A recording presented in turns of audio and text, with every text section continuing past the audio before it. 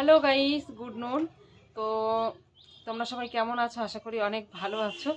আর আমিও ভালো আছি। আমার ব্লগের মধ্যে অনেক অনেক স্বাগত, অনেক অনেক ভালোবাসা। দেখো রোদের ছাটা আসছে, আমি তাকাতে পারছি না, মানে রোদটা কেমন চোখে লাগছে। সারা সকাল মেঘলা ছিল, তো ভাবলাম আজকে মেঘলা বেশ ভালোই। তো এখন এতটা রোদ দিয়েছে, মানে আমি যে বারান্দায় বসে আছি তাকাতে পারছি না, রোদের ছাটা আসছে। তো এখন আসলাম আমি স্কুল থেকে মেয়েকে দিয়ে 11টার মধ্যে বাড়ি চলে এসেছি। আর এখন 12টা বাজে। তো 12টা এসে আমি আমার ব্লগটা স্টার্ট করলাম।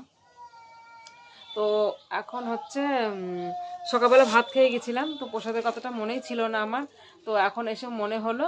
তো এখন এই দেখো প্রসাদটা আমি এখন খেতে বসেছি। তো প্রসাদটা এখন খাবো, আর খেটে নিয়ে গিয়ে একটু ঘুমাবো, কেননা এত রোদ দিচ্ছে, এখন তো আমার কোনো কাজই নেই। তো দেখি প্রসাদটা কেমন আছে, ফ্রিজে ছিল তো এখনও ঠান্ডা রয়েছে, তো কিছুক্ষণ বের করা রয়েছিল, অনেকক্ষণ 10 মিনিট প্রায় বের করে রেখেছিলাম। তো তাও ঠান্ডা রয়েছে, দেখি খুলে তারপর তোমাদেরকে দেখাচ্ছি, ঠিক আছে, কেমন আছে, খাওয়ার মতো আছে কিনা। খাবারগুলো সব সুন্দর আছে। আর পায়েসটা দেখো কেমন সেই আইসক্রিমের মতো হয়ে গেছে পায়েসটা। আর সব ঠান্ডা। তো দেরি না করে খাবারটাকে খেয়ে নিই।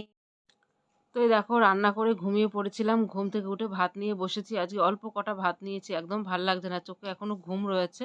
তো খেতে তো হবে, খাওয়ার টাইম ওভার হয়ে যাচ্ছে। আর মেয়ে পাশের বাড়ি, ওদের সঙ্গে চলে এসছে। আমি ঘুমিয়ে গেছিলাম সত্যি, আজকে টের পাইনি। আমার মেয়ে দেখো বেছে বেছে মাছ নিচ্ছে। আজকে মাছ দিয়ে পটল দিয়ে আলু দিয়ে ঝোল করেছি, আর এঁচড়ের তরকারি, আলু উচ্ছে ভাজা। তো এই দেখো কত বড় একটা তরমুজ এনেছে আমার ছেলে। এখন বলছে, আমি বলছি কাটতে হবে না, 4টে বেজে গেছে। তো বলছে না কেটে দাও, আমি খেয়ে তারপরে পড়তে যাব। তো তরমুজটা এই দেখো, ও বইয়ের ব্যাগ নিয়ে রেডি। আর আমি তরমুজটা কেটে দেবো, খেয়ে পড়তে যাবে। তো এই দেখো তরমুজটা খাচ্ছে, তরমুজটা বেশ মিষ্টি আছে। আমার ছেলেকে বলছি খা, 2-4টে বীজ খা। তো 2-4টে বীজ খেতে হয়, আবার পাশের বাড়ির বাচ্চাটাকে দিতে গেল এক চির।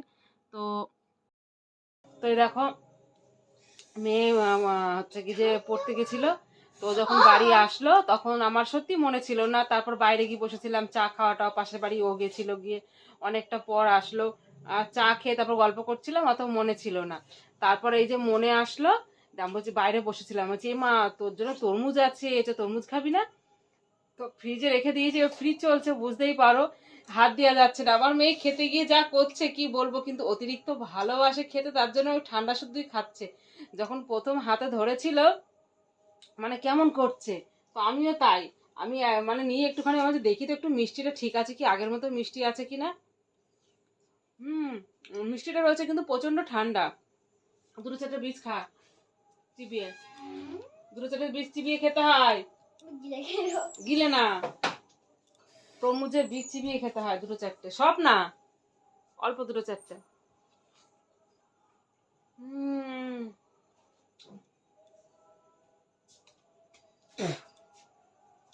খাবে নাকি? হেভি ঠান্ডা, হেভি ঠান্ডা, এত ঠান্ডা খাওয়া যায় না। আহ, হুম, যেখানে সেখানে পিছিয়ে রাখছিস কেন? ঘরে নোংরা হবে না? তো যাই হোক,